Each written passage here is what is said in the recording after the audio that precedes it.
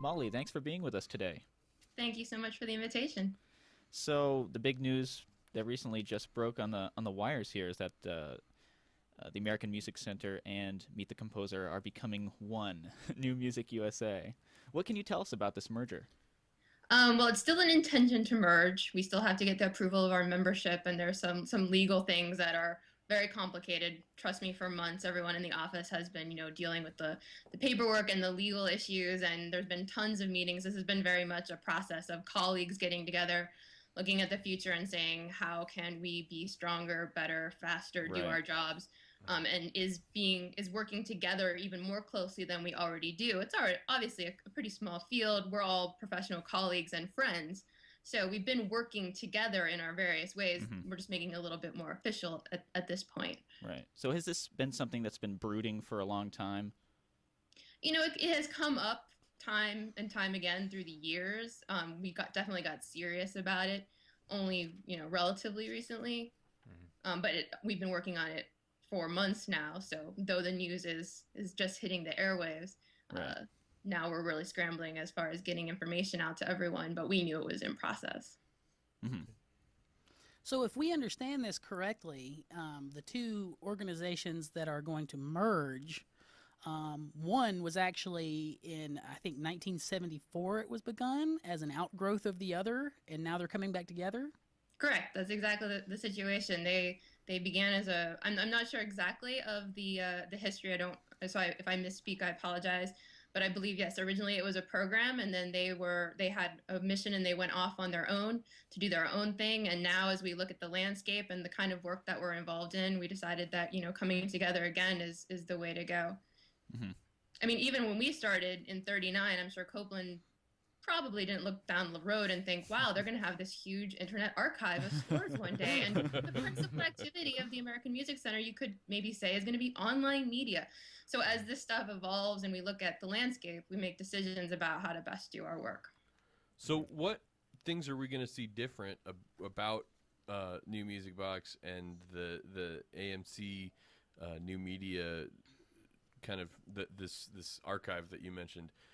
What are we going to see different as a result of this merger? Well, initially I think really it's going to be maybe steady as she goes. I'm looking over Mm-hmm. the FAQs that we're getting ready to put up on on our websites to answer members' questions and composers' questions. And everything is going to be maintained. It's not like suddenly there won't be grant programs or New Music Box will go away or Counterstream will be shut off. We'll Hmm. be very much sort of continuing the work as we do it.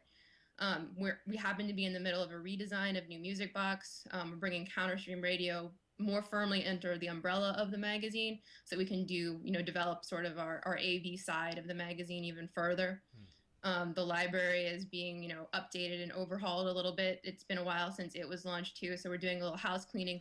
That's convenient that it goes along with the merger, but many of these things were already in process as well. So um, I don't know if that exactly answers your question, Yeah. but there's no huge changes as far as things going away or suddenly becoming not available as a result of this. How things will continue to change down the road, then we actually haven't started working together close enough to come up with crazy new projects. But just from the couple of meetings we've sat down and had so far, I'm sure a lot of ideas are going to be flying around Right. the room. Cool. Sounds pretty great. Now, it was said in the press release, if I get this right, just basically the memberships from the American Music Center are just going to transfer to the American Composers Forum? That's how I understand it as well. Okay. So, what then is going to be the role of the American Composers Forum? They will be the remaining membership service organization. Meet the Composer doesn't have members, and what the portions of the American Music Center that are going to go and be with Meet the Composer won't have a membership aspect either. So instead of two Okay. membership organizations and two opportunity updates being, lists of opportunities being developed each month, and those kind of things, professional development workshops, those won't be doubled up then. That's what the American Composers Forum will be taking over completely. And we'll focus on the media programs and the grant making and that kind of push pull of music generating and coverage. Okay. I've noticed New Music Box be a little bit more present on Twitter as of late with linking stories and such. I think that's a really good idea because, I mean, we find a lot of our content from New Music Box, among a number it's of other sources. It's definitely one of those things that we were a little bit late getting on, and it was mostly an aspect of resources. There was no staff person that could really keep up with it. Since Alexandra Gardner has come on, she's really taken that over and is, the woman behind the keyboard on those efforts largely. Right. Yeah, well, that to me begs a question about the redesign of the site. So I guess it's going to look different when it's redesigned, but I'm also wondering if there are any big changes in how it functions as far as sort of embracing the Web 2.0 idea of a two-way conversation rather than sort of an online business card model, if you know what I mean. Even more than that, it's kind of challenging for us because we've been online since 1999. Mm-hmm. So we're moving a lot of content and content that was created for different stages of the web. When you go back and look at videos that we put up in 1999, Right. those had to run on dial-up. Mm-hmm. Yeah. They're very questionable in quality. You want to get rid of Elliot Carter telling you a story, even if it's a little dark and pixelated. And also that means our backroom archive of content is really hard to carry with us. I mean, if I just had to sit down right now and design a WordPress site, we could have all kinds of fun, but we're bringing so much content along with us that we had to take all that into consideration, so that lags us a little bit.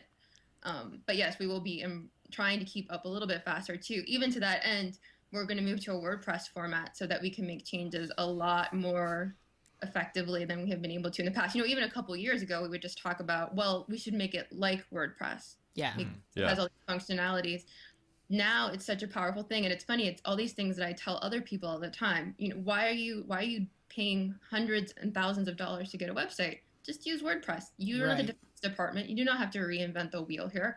But yet we hadn't been able to get on that. So now we say that all the time. We're big fans of WordPress. We're walking around evidence that you only have to sort of know what you're doing to be pretty good at WordPress. Yeah, my website's the only one of my friends that isn't on WordPress, and I get hassled for it all the time. That's why we can't find your stuff. Especially when Facebook and Twitter took off, I'd be at conferences talking about internet technology, and I gave a lecture, and I look out in the audience, and everyone has an iPhone that half of them are taping. Oh yeah. I have none of that stuff. I am still not on Facebook. Oh man, we got to work on that, Molly. But being plugged into Twitter is actually just as good or better. Yeah. Yeah. Cool.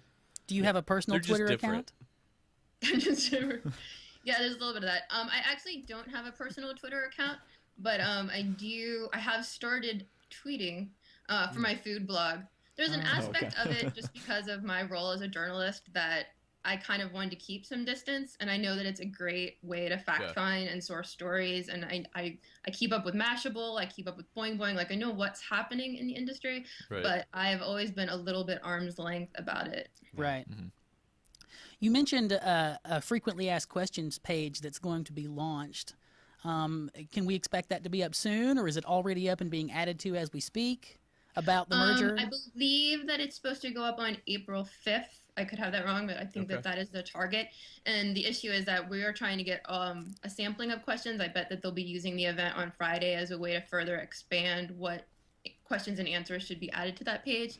And then I know that from each section, there's a way to, like, if you have more questions, please write to this person who is the expert at that particular area of service. And then we'll just keep adding to that page as we come up with, more questions that we feel a broader audience is actually interested in. We've already gotten some very specific questions from people too, who have needs that they want answered right away, who to credit on a grant or who to do, these very bookkeeping detail things. Yeah. Well, actually, you just mentioned a meeting on Friday. This is one of the town hall meetings, informational meetings you're going to be having. Could you tell us about those?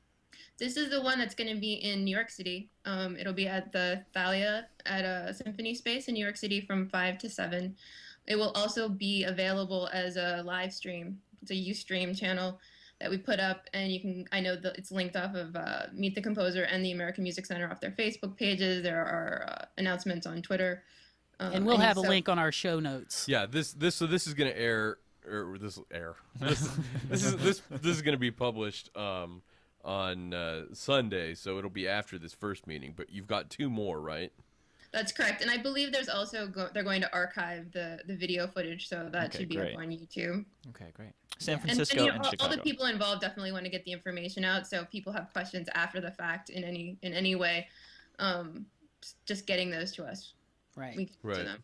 There are going to be meetings in San Francisco and Chicago, and we were actually talking briefly before we started taping that you're not certain if those are going to be streamed live, but I'm certain that people will be able to find out as we get closer to those dates. Yeah, a lot of that, since these events came together so quickly, a lot of that will just depend on the resources available at the various venues that were able to accommodate us on short notice. Right. So this whole merger seems very gung ho by everybody. Is it very easy to communicate with everybody between the two organizations, and is everybody on board to just make everything just as smooth as possible? Yeah, I know. Like every time this comes up, people are like, "Oh, you know, are you sure everything's okay?" But for us, I mean, going over to meet the composer to have a meeting or something, these are all our friends. We want to hang out after the meeting's over. I run around to all the different offices and check in on people. I think that this will be a very easy coming together. Plus, as it is too, like we're all in communication, but you know, I work out of my home in Baltimore here. Alex is in DC. You know, we're already spread out a little bit too. And we have a plan. It's not going to be uncomfortable. We're going to keep doing the work that we already do. So it's all good. Unless we get there, something horrible happens. Right. I definitely that would be a real shock. Yeah.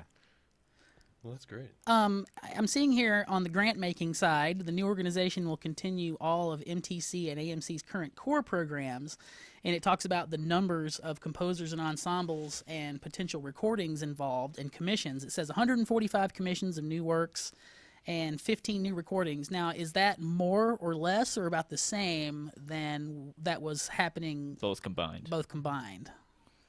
My understanding is the current plan is, you know, nothing's being cut. So I would say it's the same. Right. I'm a little bit guessing there because I don't have those facts and figures committed to memory, but I don't believe anything is being lost. I believe we're just continuing on. Yes, and I understand how big and confusing a task this is, so we're fine with, I think it's this, but I'm not sure, and I don't think anybody's going to get upset with you. Well, Molly. Jeez. I can't think of anything else. Gotten all of but, our questions answered yeah. pretty well. Yeah. Let's just say thanks for being on today. Yeah, we appreciate it. Thank you for having me. All right, have a good one. Take care. Okay, and thanks to Molly for that. Everyone should know that all the pertinent links regarding that issue are going to be up on our show notes. There is an article you can read specifically about the proposed merger on New Music Box, and we'll have a link to that. And the new organization is going to be called New Music USA, and they don't have an official URL up yet, but they will soon. I think they have a placeholder. I think she said they have a placeholder site up for it right now. But we'll also have some dates of further these sort of town hall meetings they're having that were mentioned in the interview, and when we find out when and whether or not they're going to be live streamed, as the first one was on April 1st, we will also let you guys know about that. So the first one was indeed apparently live streamed April 1st, which was last Friday as we record this. And she said that it was going to be recorded and archived there on Ustream, and I couldn't watch it live, but when I got home later that night and tried to watch it, it didn't appear that it had been recorded. So I think something went wrong with their setup, or maybe somebody just forgot to click the start record button in Ustream. So that's not actually available. But that was the New York event. The next event is April 15th in San Francisco, and then the last event is April 29th in Chicago. So hopefully one or both of those will be streamed and or recorded, so you can check those out later. So that's about 2 weeks from now as we record this, and then 2 weeks after that for the Chicago. Checking the front page of newmusicbox.org will hopefully give you information about when and how those are going to happen. Right.